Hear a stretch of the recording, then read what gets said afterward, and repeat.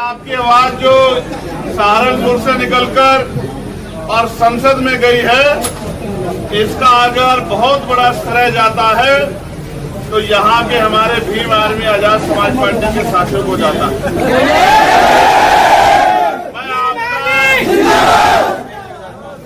मैं आपका संघर्ष और त्याग नहीं भूला हूँ।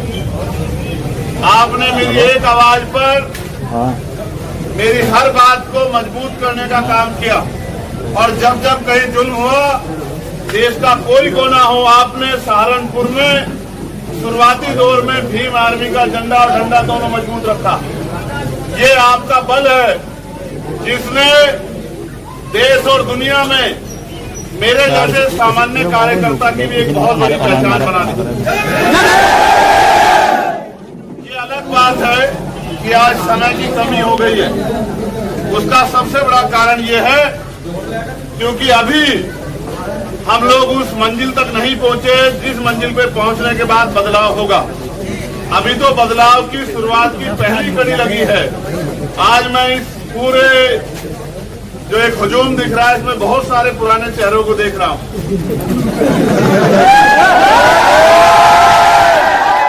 चाहे वो बेहेट विधानसभा वाले हो, चाहे वो रामपुर विधानसभा वाले हो,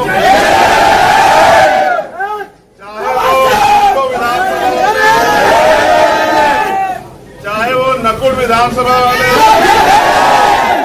और चाहे ये बीच में देहात वाले हो,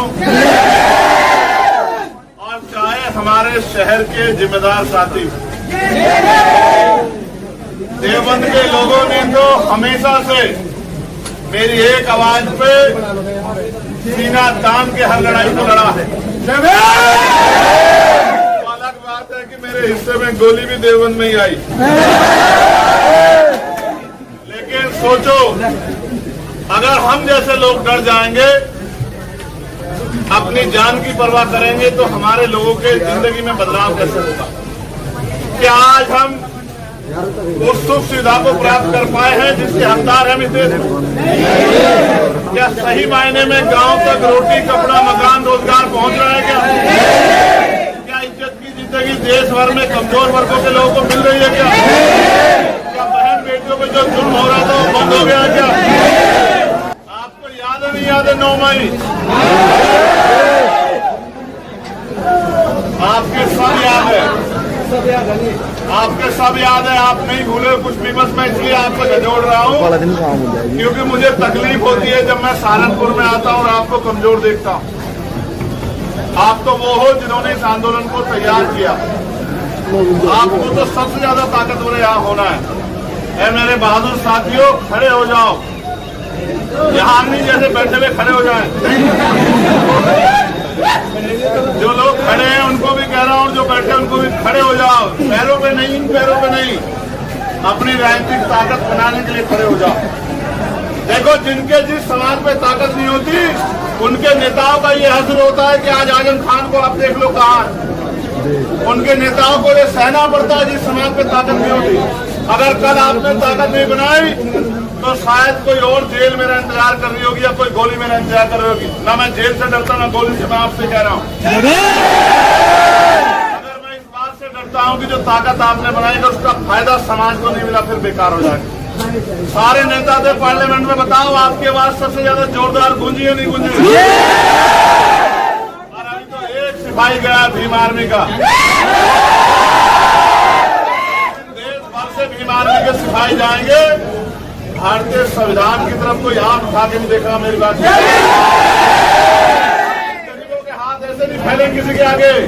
फिर किसी पे जुल्म नहीं होगा, फिर किसी बहन बेटी का अपमान नहीं होगा, फिर मजदूरों को मजदूरी मांगने में मारा नहीं जाएगा, फिर नौजवानों को रोजगार मिलेगा, फिर जो जाति धर्म के नाम पर अन्याय हो रहा है वो खत्म होगा।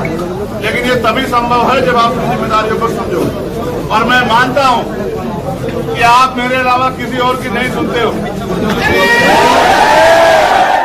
क्या तो आप प्यार से मान जाओ, वरना समझाना मुझे भी आता है। क्योंकि मैं आपका खून हूँ, आप मेरे भाई हो। अगर ऐसे नहीं मानोगे तो फिर दूसरे तरीके से मैं आपसे आग्रह करूंगा कि आप मेरे साथ चलें, क्योंकि 3:45 बज गए, 2 बजे का समय था शहर का, अंधेरा हो जाएगा तो कोई फायदा नहीं होगा उस आपके जो बहुत दिनों बाद लौटा मैं सहारनपुर याद है। मैंने 16 महीने की जेल के बाद भी सहारनपुर में रोड शो नहीं किया था। क्या रोड शो नहीं किया? याद है नहीं याद है आपको? मैंने आपसे कहा कि अभी तो ताकत बननी चाहिए, अभी आपकी पहली ईंट रखी गई है, एक मजबूत मीनार बनानी है। अब जिला पंचायत का चुनाव आएगा, अगर आप सच्चे सिपाही हो बीमार में के तो मुझसे वादा करो कि आप यहाँ जिला पंचायत अध्यक्ष अपना बना के दिखाओगे। अगर आपने जिला पंचायत अध्यक्ष अपना बना लिया तो यहाँ विधानसभा की 7 सीटें हैं। शहर के लिए मैं कहता नहीं, क्योंकि शहर की इनके भरोसे है। बाकी 6 की मैं गारंटी देता हूँ कि 6 की 6 आप लोग जीतोगे, कोई आपको नहीं रोक सकता। क्योंकि जैसे जैसे लड़ाई आगे बढ़ेगी वैसे वैसे भाईचारा भी मजबूत होगा। जैसे जैसे लड़ाई आगे बढ़ेगी वैसे वैसे भाईचारा भी मजबूत होगा।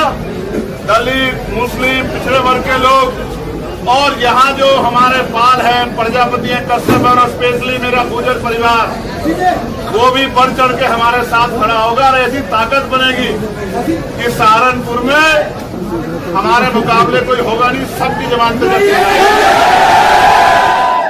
वालों ने जमानतें जब्त करा दी, नहीं करा दी?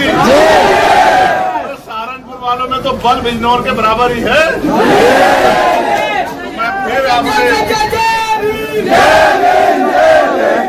अगर सिर्फ नारा लगाना हो जाती तो मुझे 22 घंटे 21 घंटे मेहनत नहीं करनी पड़ती। तुमने देखा हाथरस में क्या हुआ हमारे लोगों के साथ। जब तक आप मैदान में जाकर समाज को सही शिक्षा नहीं दोगे तब तक अंधविश्वास पाखंडवाद में हमारे लोग डूबते रहेंगे और इस तरह हमारे लोग बढ़ते रहेंगे। वो वहां क्यों गए थे आपको पता है?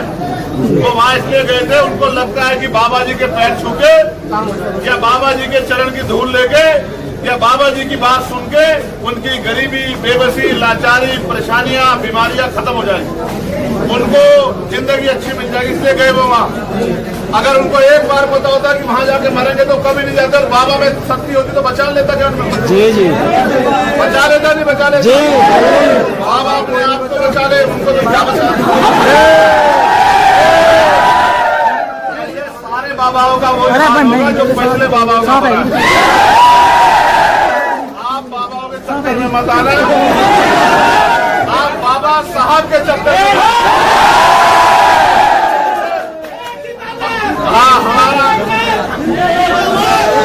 हम पे एक ही बाबा है और वो बाबा कोट पैंट वाले हैं